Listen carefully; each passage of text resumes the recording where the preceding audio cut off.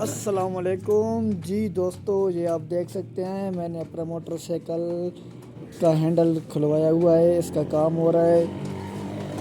ये देख सकते हैं इसकी कोने ख़त्म हो गई हैं, ये फिर हम नई डाल रहे हैं।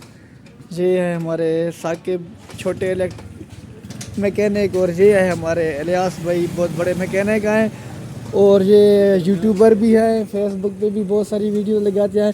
और ये है हमारा सलीमो। सलीमो तो कोता कोता गया है।